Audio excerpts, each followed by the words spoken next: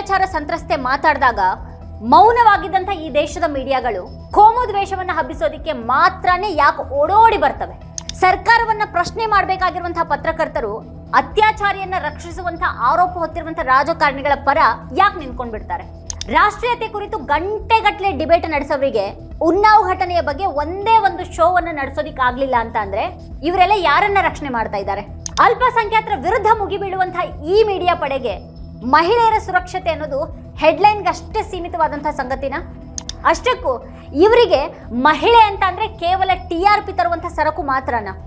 ಭಾಷಣಗಳು ಘೋಷಣೆಗಳಿಗೆ ಸಮಯ ಇರುವಂತಹ ಪ್ರಧಾನಿ ಮೋದಿ ಅವರು ಉನ್ನಾವ್ನ ಮಗಳು ರಕ್ಷಣೆಗಾಗಿ ಬೇಡ್ಕೊಳ್ಳೋದಿಕ್ಕೆ ಒಂದೇ ಒಂದು ಕ್ಷಣ ಕೊಡುವಷ್ಟು ಅವ್ರಿಗೆ ಸಮಯ ಇರಲಿಲ್ವಾ? ಭಾರತ್ ಮಾತಾಕ್ಕೆ ಜೈ ಅಂತ ವೇದಿಕೆಯ ಮೇಲ್ ಕೂಗವರಿಗೆ ಸಾಕ್ಷಾತ್ ಭಾರತದ ಮಗಳೇ ಇಲ್ಲಿ ನರಳ್ತಾ ಇರುವಾಗ ಮೌನ ಯಾಕೆ ಆವರಿಸಿದೆ? ಉನ್ನಾವ್ ಸಾಮೂಹಿಕ ಅತ್ಯಾಚಾರ ಪ್ರಕರಣದಲ್ಲಿನ ಆಘಾತಕಾರಿ ತೀರ್ಪಿನ ಬಳಿಕ ಮಡಿಲ ಮಾಧ್ಯಮದವರ, ಬಿಜೆಪಿಯ ಮಹಿಳಾ ಹಕ್ಕುಗಳ ಚಾಂಪಿಯನ್ಗಳ ಮತ್ತೆ ಮಾನವ ಹಕ್ಕು ರಕ್ಷಣೆಗಾಗಿರುವಂತಹ ಸರ್ಕಾರಿ ಸಂಸ್ಥೆಗಳ ಸದಸ್ಯರ ಮೌನ ಮತ್ತೆ ಮಾತುಗಳ ಬಳಿಕ ಎದ್ದಿರುವಂತಹ ಪ್ರಶ್ನೆಗಳಿವು. ಈ ಬಗ್ಗೆ ಇವತ್ತಿನ ವಿಡಿಯೋದಲ್ಲಿ ನಾವು ಚರ್ಚೆ ಮಾಡೋಣ. ನೀವು ಈ ವಿಡಿಯೋವನ್ನ ನೋಡ್ತಾ ಇದ್ರೆ ಈಗಲೇ ವಿಡಿಯೋ ಕೆಳಗೆ ಕಾಣ್ತಾ ಇರುವಂತಹ ಸಬ್ಸ್ಕ್ರೈಬ್ ಬಟನ್ ಹಾಗೆ ಪಕ್ಕದಲ್ಲೇ ಇರುವಂತಹ ಬೆಲ್ ಐಕಾನ್ ಪ್ರೆಸ್ ಮಾಡಿ ನಮ್ಮನ್ನ ಪ್ರೋತ್ಸಾಹಿಸಿ ಬೆಂಬಲಿಸಿ. ಇಂತಹ ಪ್ರಶ್ನೆಗಳನ್ನ ಕೇಳುವ ನಿಮ್ಮ ವಾರ್ತಾ ಭಾರತಿಗೆ ಪ್ರತಿಯೊಬ್ಬ ಸಬ್ಸ್ಕ್ರೈಬರ್ ದೊಡ್ಡ ಶಕ್ತಿಯನ್ನ ಕೊಡ್ತಾರೆ. ಈ ವಿಡಿಯೋವನ್ನ ಮಿಸ್ ಮಾಡದೇನೆ ಕೊನೆವರೆಗೂ ನೋಡಿ. ಈ ಬಗ್ಗೆ ನಿಮ್ಗೇನು ಅಭಿಪ್ರಾಯಗಳಿದೆ ಅದನ್ನ ಈ ವಿಡಿಯೋದ ಕೆಳಗಡೆ ಕಮೆಂಟ್ ಮಾಡಿ ನಮಗೆ ತಿಳಿಸಿ. ಹಾಗೆ ವಿಡಿಯೋದ ಲಿಂಕ್ ಅನ್ನ ನಿಮ್ಮೆಲ್ಲ ಬಂಧು ಮಿತ್ರರಿಗೆ ವಾಟ್ಸ್ಆ್ಯಪ್ ಮಾಡಿ ಸತ್ಯವನ್ನು ಎಲ್ಲೆಡೆಗೂ ತಲುಪಿಸಿ. ಈಗ ನಾವು ವಿಷಯಕ್ಕೆ ಬರೋಣ. ಮೋದಿ ರಾಜಕೀಯದಲ್ಲಿ ಬೇಟಿ ಬಚಾವೋ ಬೇಟಿ ಪಡಾವೋ ಅನ್ನೋದು ದೊಡ್ಡ ಬೂಟಾಟಿಕೆ ಅನ್ನೋದು ಬಯಲಾಗಿ ಹೋಗಿತ್ತು. ಈಗ ಉನ್ನಾವ್ ಸಾಮೂಹಿಕ ಅತ್ಯಾಚಾರ ಪ್ರಕರಣದಲ್ಲಿನ ತೀರ್ಪಿನ ಬಳಿಕ ಅಂತೂ ಈ ಘೋಷಣೆಗೆ ಅರ್ಥನೇ ಇಲ್ಲ ಅನ್ನೋ ಹಾಗಾಗಿದೆ. ಉನ್ನಾವ್ ಸಂತ್ರಸ್ತೆಯ ಕುರಿತಾದಂತಹ ಇತ್ತೀಚಿನ ಬೆಳವಣಿಗೆಗಳು ಆಘಾತಕಾರಿಯಾಗಿವೆ. ಪ್ರಧಾನಿಯೊಂದಿಗಿನ ಭೇಟಿಗಾಗಿ ಆಕೆಯ ಹತಾಶ ಮನವಿ, ಅದಕ್ಕೆ ಸರ್ಕಾರದ ಮೌನ, ದೆಹಲಿ ಹೈಕೋರ್ಟ್ ಕುಲ್ದೀಪ್ ಸಿಂಗ್ ಸೆಂಗಾರ್ಗೆ ಜಾಮೀನನ್ನ ನೀಡಿರೋದು, ಇದೆಲ್ಲದರಿಂದಾಗಿ ಸರ್ಕಾರದ ಅಸಲಿ ರೂಪ ಕಂಡಾಗಿದೆ. ಸರ್ಕಾರದ ಮುಖವಾಡ ಮಾತ್ರ ಅಲ್ಲ, ಈ ದೇಶದ ಮೀಡಿಯಾದ ಮುಖವಾಡಗಳು ಕೂಡ ಬಿದ್ದು ಹೋಗಿವೆ. ಅಂಜನಾ ಓಂ ಕಶ್ಯಪ, ಚಿತ್ರಾ ತ್ರಿಪಾಠಿ ಮತ್ತೆ ರಿಬಿಕಾ ಲಿಕಾಯತ್ ಅವರಂತಹ ಈ ದೊಡ್ಡ ದೊಡ್ಡ ಆಂಕರ್ಗಳು ತನಗೂ ಮತ್ತೆ ತನ್ನ ಕುಟುಂಬಕ್ಕೂ ರಕ್ಷಣೆ ಇಲ್ಲವಾಗಿದೆ ಅನ್ನುವಂತಹ ಅತ್ಯಾಚಾರ ಸಂತ್ರಸ್ತೆಯ ಭಯಭೀತ ಧ್ವನಿಯನ್ನ ಕೇಳಿಸಿಕೊಳ್ಳದವರಾಗಿದ್ದಾರೆ. ಹಾಗೇನೆ ಬಿಜೆಪಿಯ ಪ್ರಮುಖ ನಾಯಕರಾದಂತಹ ಸ್ಮೃತಿ ಇರಾನಿ, ನಿರ್ಮಲಾ ಸೀತಾರಾಮನ್ ಮತ್ತೆ ಕಂಗನಾ ರಾಣವತ್ ಮಾತಾಡ್ತಾನೆ ಇರ್ತಾರೆ ಯಾವಾಗ್ಲೂ. ಆದ್ರೆ ಅವ್ರೊಬ್ಬರಿಗೂ ಕೂಡ ಈ ಉನ್ನಾವ್ ಸಂತ್ರಸ್ತೆಯ ಬಗ್ಗೆ, ಆಕೆಯ ನೋವಿನ ಬಗ್ಗೆ ಮಾತಾಡಬೇಕು ಅಂತ ಅನ್ನಿಸ್ತಾನೆ ಇಲ್ಲ. ಮಹಿಳೆಯರ ರಕ್ಷಣೆಗಾಗಿನೇ ಇರುವಂತಹ ರಾಷ್ಟ್ರೀಯ ಮಹಿಳಾ ಆಯೋಗ ಕೂಡ ಈ ವಿಷಯದಲ್ಲಿ ಜಾಣ ಕುರುಡುತನವನ್ನ ಪ್ರದರ್ಶಿಸ್ತಾ ಇದೆ. ಬೇಡದಕ್ಕೆಲ್ಲ ಮಾತಾಡುವಂತ ಇವರಿಗೆ ಇದ್ಯಾಕೆ ಕಳಕಳಿಯ ವಿಷಯ ಆಗ್ತಾ ಇಲ್ಲ? ಘೋರ ಅಪರಾಧಕ್ಕೆ ಶಿಕ್ಷೆಗೊಳಗಾದಂತಹ ಮತ್ತೆ ಸಂತ್ರಸ್ತೆಯ ಕುಟುಂಬದ ಪಾಲಿಗೆ ಬೆದರಿಕೆ ಆಗಿರುವಂತಹ ಕುಲ್ದೀಪ್ ಸಿಂಗ್ ಸೆಂಗಾರ್ಗೆ ನೀಡಲಾಗಿದ್ದಂತಹ ಶಿಕ್ಷೆಯನ್ನ ದೆಹಲಿ ಹೈಕೋರ್ಟ್ ಅಮಾನತುಗೊಳಿಸಿದ್ರ ಬಗ್ಗೆ ಯಾಕೆ ಆಕ್ರೋಶ ಇಲ್ಲ? ಬೇಟಿ ಬಚಾವೋ ಪ್ರತಿಪಾದಕರೆಲ್ಲರೂ ಎಲ್ಲಿ ಹೋಗ್ಬಿಟ್ಟಿದ್ದಾರೆ? ಈಗ ರಾಜಕೀಯ ಲಾಭದ ಲೆಕ್ಕಾಚಾರದೊಂದಿಗಿನ ಈ ವ್ಯವಹಾರ ನೈತಿಕ ದಿವಾಳಿತನವನ್ನ ತೋರಿಸುತ್ತೆ. ಅಪರಾಧಿ ಏನಾದ್ರೂ ವಿರೋಧ ಪಕ್ಷಕ್ಕೆ ಸೇರಿದ್ರೆ ದಂಡು ಕಟ್ಟಿಕೊಂಡು ಮುಗಿ ಬೀಳ್ತಾರೆ ಇವರೆಲ್ಲ. ಆದ್ರೆ ಅಪರಾಧಿ ತಮ್ಮದೇ ಪಕ್ಷದ ನಂಟನ್ನ ಹೊಂದಿದ್ರೆ ಈ ಬಿಜೆಪಿಯ ನಾಯಕರು ಅದರ ಬಗ್ಗೆ ಮಾತಾಡೋದೇ ಇಲ್ಲ. ಈಗ ಅವರು ಉನ್ನಾವ್ ಮಗಳನ್ನ ಕೈ ಬಿಟ್ಟಿದ್ದಾರೆ. ಆಕೆ ವಿರೋಧ ಪಕ್ಷದ ನಾಯಕರ ಬಳಿ ಹೋಗಿ ತನ್ನ ಸಂಕಟವನ್ನ ಹೇಳ್ಕೊಳ್ಳೋ ಹಾಗಾಗಿದೆ. ಬೇಟಿ ಬಚಾವೋ ಅನ್ನುವಂಥ ಪ್ರಧಾನಿ ಮೋದಿಗೆ ಆ ಸಂತ್ರಸ್ತೆಯ ನೋವನ್ನ ಆಲಿಸೋದಕ್ಕೆ ಒಂದು ಕ್ಷಣ ಕೂಡ ಬಿಡುವಿಲ್ಲ. ಹಾಗಾಗಿ ಆಕೆ ರಾಹುಲ್ ಗಾಂಧಿ ಮತ್ತೆ ಸೋನಿಯಾ ಗಾಂಧಿ ಅವರನ್ನ ಭೇಟಿಯಾಗಿದ್ದಾರೆ. ರಾಷ್ಟ್ರೀಯ ಮಾನವ ಹಕ್ಕುಗಳ ಆಯೋಗ ಈ ಬೂಟಾಟಿಕೆಗೆ ಇನ್ನಷ್ಟು ಪಾಲನ ಕೊಟ್ಟಿದೆ. ಅದರ ಸದಸ್ಯ ಪ್ರಿಯಾಂಕ್ ಕನುಂಗು ವಿರೋಧ ಪಕ್ಷಗಳು ಈ ವಿಷಯದಲ್ಲಿ ರಾಜಕೀಯವನ್ನ ಮಾಡ್ತಾ ಇವೆ ಅಂತ ಹೇಳಿರೋದು ಹಾಸ್ಯಾಸ್ಪದ. ಇದು ರಾಹುಲ್ ಗಾಂಧಿ ಅವರು ಯಾಕೆ ಸಂತ್ರಸ್ತೆಯನ್ನ ಭೇಟಿ ಆಗ್ತಾ ಇದ್ದಾರೆ ಅಂತ ಅವ್ರು ಕೇಳ್ತಾ ಇದ್ದಾರೆ. ಆದ್ರೆ ಓಂ ಪ್ರಕಾಶ್ ರಾಜ್ಭರ್ ಸಂತ್ರಸ್ತೆಯ ಆಘಾತವನ್ನ ಅಣಕಿಸೋದಕ್ಕೆ ಯಾಕೆ ಅವಕಾಶವನ್ನ ನೀಡಿದ್ದಾರೆ ಅಂತ ಇವ್ರು ಯಾರು ಕೇಳೋದಿಲ್ಲ. ಉತ್ತರ ಪ್ರದೇಶದ ನಾಯಕರು ಇನ್ನೂ ಸೆಂಗಾರ್ಗೆ ಯಾಕೆ ಬೆಂಬಲವನ್ನ ನೀಡ್ತಾ ಇದ್ದಾರೆ ಅಂತ ಕೇಳೋದಿಲ್ಲ. ರಕ್ಷಣೆ ಮಾಡಬೇಕಾದವ್ರೆ ಭಕ್ಷಕರ ಪರ ನಿಂತ್ರೆ ಮಾನವ ಹಕ್ಕುಗಳನ್ನ ರಕ್ಷಿಸಬೇಕಾಗಿದ್ದಂತಹ ವ್ಯವಸ್ಥೆಯನ್ನೇ ಈ ರೀತಿ ವಿಕೃತ ಮನಸ್ಥಿತಿಯನ್ನ ಹೊಂದಿದ್ರೆ ಬಿಜೆಪಿಯ ಹಾಗೇನೆ ಮಾತಾಡೋದಕ್ಕೆ ನಿಂತು ಬಿಟ್ರೆ ಇನ್ನೇನು ಉಳಿದಾಗಾಯ್ತು? ಇಲ್ಲಿ ಈ ಎಲ್ಲಾ ವ್ಯವಸ್ಥೆಯ ವಿಕೃತಿಯನ್ನ ಮೀರಿಸುವ ಹಾಗೆ ಈ ಮಾಧ್ಯಮದ ವಿಕೃತಿ ಇದೆ. ರಾಷ್ಟ್ರದ ಪರವಾಗಿ ಮಾತನಾಡೋದಾಗಿ ಹೇಳ್ಕೊಳ್ಳುವಂತಹ ಈ ಸ್ಟಾರ್ ಆಂಕರ್ಗಳೇ ಈ ದ್ರೋಹದಲ್ಲಿ ತೊಡಗಿದ್ದಾರೆ. ಪ್ರಜಾಪ್ರಭುತ್ವದಲ್ಲಿ ಮಾಧ್ಯಮಗಳು ಧ್ವನಿ ಇಲ್ಲದವರ ಧ್ವನಿಯಾಗಿ ಕೆಲಸ ಮಾಡಬೇಕು. ಆದ್ರೆ ಈ ನವ ಭಾರತದಲ್ಲಿ ಮಾಧ್ಯಮಗಳು ಸರ್ಕಾರದ ರಕ್ಷಣೆಗೆ ನಿಂತ್ಕೊಂಡ್ಬಿಟ್ಟಿವೆ. ಉನ್ನಾವ್ ಪ್ರಕರಣದಲ್ಲಿ ಸಂತ್ರಸ್ತೆಯ ತಂದೆಯನ್ನ ಪೊಲೀಸ್ ಕಸ್ಟಡಿಯಲ್ಲಿ ಹೊಡೆದು ಕೊಲ್ಲಲಾಯಿತು. ಅನುಮಾನಾಸ್ಪದ ಟ್ರಕ್ ಅಪಘಾತದಲ್ಲಿ ಆಕೆಯ ಸಂಬಂಧಿಕರು ಜೀವವನ್ನ ಕಳೆದುಕೊಂಡ್ರು.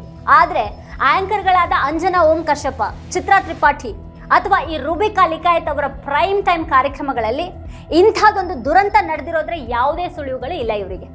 ಸರ್ಕಾರ ಯಾವುದ್ರ ಬಗ್ಗೆ ಮಾತಾಡೋದಕ್ಕೆ ಬಯಸೋದಿಲ್ವೋ ಅಂಥದ್ದನ್ನ ಈ ಸುದ್ದಿ ಚಾನೆಲ್ಗಳು ಕೂಡ ತೋರಿಸೋದಿಲ್ಲ. ಮೋದಿ ಸರ್ಕಾರ ನೀಡುವಂಥ ಜಾಹೀರಾತು ಆದಾಯದಿಂದ ಇವರೆಲ್ಲ ಬದುಕುವಾಗ ಪತ್ರಿಕೋದ್ಯಮ ನಿಜವಾಗಿಯೂ ಇದೆಯಾ ಅಂತ ಇವತ್ತು ನಾವು ಕೇಳಬೇಕಾಗಿದೆ.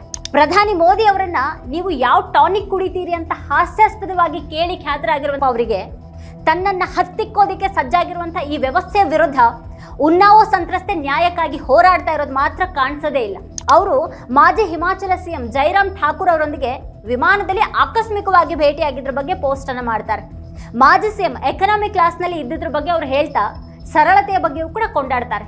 ಆದರೆ ಅದೇ ಆಂಕರ್ಗೆ ಈ ಉನ್ನಾವ್ ಸಂತ್ರಸ್ತೆಯ ಸಂಕಟ ಅರ್ಥ ಆಗ್ತಾನೆ ಇಲ್ಲ. ಮಡಿಲ ಮಾಧ್ಯಮಕ್ಕೆ ಹಿಡಿದಿರುವಂಥ ದರಿದ್ರತನ ಇದು. ಅದು ಪ್ರಬಲರನ್ನ ಮಹಾನ್ ಅಂತ ಹಾಡಿ ಹೊಗಳುತ್ತೆ.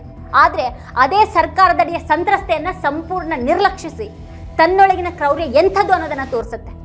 ಅದಕ್ಕೆ ರಾಜಕಾರಣಿ ವಿಮಾನದ ಎಕನಾಮಿ ಕ್ಲಾಸ್ನಲ್ಲಿ ಹೋದ್ರೆ ಬ್ರೇಕಿಂಗ್ ನ್ಯೂಸ್ ಆಗುತ್ತೆ. ಆದರೆ ಅತ್ಯಾಚಾರ ಸಂತ್ರಸ್ತೆ ಪ್ರಧಾನಿಗೆ ಮನವಿ ಮಾಡುವಂಥ ವಿಷಯ ಪ್ರಚಾರ ಪಡೆಯುವಂಥ ರೀತಿಯಲ್ಲಿ ಕಾಣಿಸುತ್ತೆ ಇವರಿಗೆ. ಜೈರಾಮ್ ಠಾಕೂರ್ ಎಕನಾಮಿ ಕ್ಲಾಸ್ನಲ್ಲಿ ಹೋದಿದ್ದಕ್ಕೆ ಕೊಂಡಾಡುವಂಥ ಈ ಆಂಕರ್ ಬಿಜೆಪಿ ಯಾಕೆ ಅತ್ಯಾಚಾರಿಗಳನ್ನ ಬೆಂಬಲಿಸುತ್ತೆ ಅಂತ ಅವರನ್ನಾಗ್ಲಿ ಅಥವಾ ಇತರ ಬಿಜೆಪಿ ನಾಯಕರನ್ನಾಗ್ಲಿ ಕೇಳೋದಿಲ್ಲ. ಕ್ರಿಸ್ಮಸ್ ಸಮಯದಲ್ಲಿನ ಬಜರಂಗ ದಳದ ಗೂಂಡಾಗಿರಿಯ ಬಗ್ಗೆ ಗೃಹ ಸಚಿವರನ್ನ ಪ್ರಶ್ನೆ ಮಾಡೋದಕ್ಕೆ ಈ ದೊಡ್ಡ ಆಂಕರ್ಗಳು ಧೈರ್ಯ ಮಾಡೋದಿಲ್ಲ. ಯಾಕಂತಂದ್ರೆ ಆ ಪ್ರಶ್ನೆಗಳನ್ನ ಕೇಳೋದ್ರಿಂದ ತಮಗೆ ಅಪಾಯ ಅನ್ನೋದು ಅವ್ರಿಗೆ ಗೊತ್ತಿದೆ. ಈ ನಿರೂಪಕರು ತುಂಬಾ ವ್ಯಸನಿಯಾಗಿರುವಂಥ ಅಧಿಕಾರದ ಟಾನಿಕ್ ಅನ್ನ ಇದು ಅಪಾಯಕ್ಕೆ ಸಿಲುಕಿಸುತ್ತೆ. ಚಿತ್ರಾ ತ್ರಿಪಾಠಿ ಅನ್ನುವಂಥ ಮತ್ತೊಬ್ರು double engine ಪ್ರಚಾರಕ್ಕೇನೆ ಮೀಸಲಾದಂಥ anchor ಅನ್ನುವಂತಾಗ್ಬಿಟ್ಟಿದ್ದಾರೆ. Uttar Pradesh ಮತ್ತು ಕೇಂದ್ರದಲ್ಲಿ ಬಿಜೆಪಿ ಆಡಳಿತ ಮಾದರಿಯ ನಿರಂತರ ಪ್ರಚಾರದಲ್ಲಿ ಅವರು ತೊಡಗಿದ್ದಾರೆ. ಅವರು ಪ್ರಧಾನಿಯ ಕ್ರಿಸ್ಮಸ್ ವಿಡಿಯೋಗಳನ್ನು ಶೇರ್ ಮಾಡ್ತಾರೆ. RSS ಅನ್ನು ಹೊಗಳುವಂಥ ಪುಸ್ತಕಗಳನ್ನು ಅವರು ಪ್ರಚಾರ ಮಾಡ್ತಾರೆ. ಆದರೆ ಇವರಿಗೆ ಉನ್ನಾವ್ ಸಂತ್ರಸ್ತೆಯ ಬಗ್ಗೆ ಗಮನ ಇಲ್ಲ. ವಿಪರ್ಯಾಸ ಅಂತಂದ್ರೆ ಅವರು ಡೀಪ್ ಫೇಕ್ ಹಗರಣದ ಬಗ್ಗೆ ದೂರೊಂದನ್ನು ಪೋಸ್ಟ್ ಮಾಡಿದ್ದಾರೆ. ತನ್ನನ್ನ ತಂತ್ರಜ್ಞಾನದ ಬಲಿಪಶು ಅಂತ ಹೇಳಿಕೊಂಡು ಹುಡುಗಿಯರ ಸುರಕ್ಷತೆ ಬಗ್ಗೆ ಕಳವಳವನ್ನು ವ್ಯಕ್ತಪಡಿಸಿದ್ದಾರೆ. ನಕಲಿ ವಿಡಿಯೋ ಒಂದರಲ್ಲಿ ಯಾರೋ ತನ್ನ ಹೋಲಿಕೆಯನ್ನು ಬಳಸಿದ್ದಕ್ಕಾಗಿ ಕ್ರಮವನ್ನ ಕೈಗೊಳ್ಳಬೇಕು ಅಂತ ಒತ್ತಾಯ ಮಾಡ್ತಾ ಇರುವಂಥ ಪತ್ರಕರ್ತೆಗೆ ಉನ್ನಾವ್ ಕೇಸ್ನಲ್ಲಿ ಸೇಂಗಾರ್ಗೆ ಕೋರ್ಟ್ ಜಾಮೀನು ನೀಡಿದ್ದು ಆಘಾತಕಾರಿ ಅಂತ ಅನ್ಸೋದೇ ಇಲ್ಲ. ಇಂಥ ಪತ್ರಕರ್ತೆಯರ ಈ ಸೆಲೆಕ್ಟಿವ್ ಆದಂಥ ಒಂದು ಸ್ತ್ರೀವಾದ ಮಡಿಲ ಮಾಧ್ಯಮದ ವಿಶಿಷ್ಟ ಲಕ್ಷಣನೇ ಆಗ್ಬಿಟ್ಟಿದೆ ಇವತ್ತು. ಸರ್ಕಾರದ ನಿರೂಪಣೆ ಅಥವಾ ಅವ್ರು ತಮ್ಮದೇ ಒಂದು ವೈಯಕ್ತಿಕ ವಿಷಯ ಬಂದಾಗ ಅಷ್ಟೇನೆ ಅವರಿಗೆ ಮಹಿಳಾ ಹಕ್ಕುಗಳ ನೆನಪಾಗ್ಬಿಡುತ್ತೆ. ಆದರೆ ಅಪರಾಧಿ ಕುಲ್ದೀಪ್ ಸಿಂಗ್ ಸೇಂಗಾರ್ ಆಗಿರುವಾಗ ಡಬಲ್ ಎಂಜಿನ್ ಪ್ರಚಾರಕ್ಕೆ ಆಂಕರ್ ಅದ್ರ ಉಸಾಬರಿಗೇನೆ ಹೋಗೋದಿಲ್ಲ. ಅವ್ರದ್ದು ಬ್ರ್ಯಾಂಡ್ ವಿಭಜನೆಯನ್ನ ನೆಚ್ಚಿರುವಂಥ ಪತ್ರಿಕೋದ್ಯಮ. ಸ್ವತಂತ್ರ ದಿನದ ಮುನ್ನಾ ದಿನ ಎಷ್ಟು ಮುಸ್ಲಿಮರು ಪಾಕಿಸ್ತಾನಕ್ಕೆ ಹೋದ್ರು ಅನ್ನೋದನ್ನ ಲೆಕ್ಕ ಹಾಕುವಂಥ ಶೋ ನಡೆಸುವಂಥ ಅವರು ಕೋಮು ದ್ವೇಷ ಹುಟ್ಟಾಕೋದಕ್ಕೆ ನಿಂತು ಬಿಡ್ತಾರೆ. ಈಗ ಅವರು ಬಾಂಗ್ಲಾದೇಶದ ಬಗ್ಗೆ ಹಿಂದೂ ಜೀವಗಳು ಮುಖ್ಯ ಅನ್ನೋಂಥ ಒಂದು ನಿರೂಪಣೆಯನ್ನು ಹರಡೋದ್ರಲ್ಲಿ ತೊಡಗಿದ್ದಾರೆ. ಬಾಂಗ್ಲಾದೇಶದ ಹಿಂದೂಗಳ ಪರವಾಗಿ ಅರ್ಚಾಡುವಂಥ ಅವರು ದೌರ್ಜನ್ಯ ಎಲ್ಲೇ ನಡೆದ್ರೂ ಕೂಡ ಖಂಡಿಸ್ತಾರ. ಹಾಗಾದ್ರೆ ಉನ್ನಾವೋ ಸಂತ್ರಸ್ತೆ ಕೂಡ ಹಿಂದೂ ಅಲ್ವಾ? ಉನ್ನಾವೋದ ಹಿಂದೂ ಮಗಳಾಗಿ ಮೌನವಾಗಿರೋರ ಬಗ್ಗೆ ಅವ್ರು ಯಾಕೆ ಪ್ರಶ್ನೆ ಎತ್ತುತ್ತಾ ಇಲ್ಲ? ಅವರ ಹಿಂದೂ ಪ್ರೇಮ ಕೇವಲ ಮತ ಬ್ಯಾಂಕ್ ರಾಜಕಾರಣಕ್ಕೆ ಮಾತ್ರನೇ ಸೀಮಿತನಾ? ಒಂದು ಕಡೆಗೆ ಭಾರತದಲ್ಲಿ ಶಕ್ತಿಹೀನರ ಭಯಾನಕ ವಾಸ್ತವವನ್ನು ಪ್ರತಿನಿಧಿಸುವಂತಹ ಉನ್ನಾವೋ ಸಂತ್ರಸ್ತ ಇದ್ದಾರೆ. ಅವರು ಏಕಾಂಗಿಯಾಗಿ ಹೋರಾಟವನ್ನು ನಡೆಸಿದ್ದಾರೆ. ರಾಹುಲ್ ಗಾಂಧಿಯನ್ನ ಭೇಟಿಯಾದ ನಂತರನೇ CBI ಹೈಕೋರ್ಟ್ನ ತೀರ್ಪನ್ನು ಪ್ರಶ್ನೆ ಮಾಡೋದಕ್ಕೆ ನಿರ್ಧಾರ ಮಾಡಿದೆ ಅನ್ನೋದು ನಮ್ಮ ತನಿಖಾ ಸಂಸ್ಥೆಗಳ ದಾರಿದ್ರ್ಯವನ್ನು ಬಯಲು ಮಾಡುತ್ತೆ. ಆಂಕರ್ಗಳು ಬೇರೆ ಎಲ್ಲದರ ಬಗ್ಗೆ ಎಷ್ಟೇ ಜೋರಾಗಿ ಅರ್ಚಾಡಿದ್ರು ಕೂಡ ಉನ್ನಾವೋದ ಕೂಗನ ಅಡಗಿಸೋದಕ್ಕೆ ಸಾಧ್ಯನೇ ಇಲ್ಲ. ಉನ್ನಾವೋ ಭೇಟಿ ಏಕಾಂಗಿಯಾಗಿ ನಿಂತಿರುವಾಗ ದೊಡ್ಡವರು ಅಂತ ಅಂದುಕೊಳ್ಳಲಾದಂಥ ಈ ಪತ್ರಕರ್ತೆಯರು ಮತ್ತು ಬಿಜೆಪಿಯ ಪ್ರಮುಖ ನಾಯಕಿಯರು ಆಕೆಯ ಬಗ್ಗೆ ಮಾತಾಡ್ತಾ ಇಲ್ಲ. ಇದು ಅತ್ಯಂತ ಲಜ್ಜೆಗೇಡಿತನ ಮತ್ತು ಇದಕ್ಕೆ ಯಾವ ಸಮರ್ಥನೆಯೂ ಇಲ್ಲ. ವೀಕ್ಷಕರ ಕುರಿತು ನೀವೇನು ಹೇಳ್ತೀರಿ? ನಿಮ್ಗೇನು ಅಭಿಪ್ರಾಯ ಇದೆ ಅದನ್ನು ವಿಡಿಯೋದ ಕೆಳಗಡೆ ಕಮೆಂಟ್ ಮಾಡಿ ನಮಗೆ ತಿಳಿಸಿ. ಇದೇ ಹೊತ್ತಿನ ಸ್ಪೆಷಲ್ ನೋಡ್ತಾ ಇರಿ ವಾರ್ತಾ ಭಾರತಿ. ನೀವಿನ್ನೂ ವಾರ್ತಾ ಭಾರತಿ ಯೂಟ್ಯೂಬ್ ಚಾನಲ್ನ ಸಬ್ಸ್ಕ್ರೈಬ್ ಮಾಡಿಲ್ಲ ಅನ್ನೋದಾದರೆ ಈ ಕೂಡಲೇ ಸಬ್ಸ್ಕ್ರೈಬ್ ಮಾಡಿ, ಹಾಗೆ ಪಕ್ಕದಲ್ಲೇ ಇರುವಂಥ ಬೆಲ್ ಐಕಾನ್ನ ಪ್ರೆಸ್ ಮಾಡಿ ನಮ್ಮನ್ನು ಪ್ರೋತ್ಸಾಹಿಸಿ.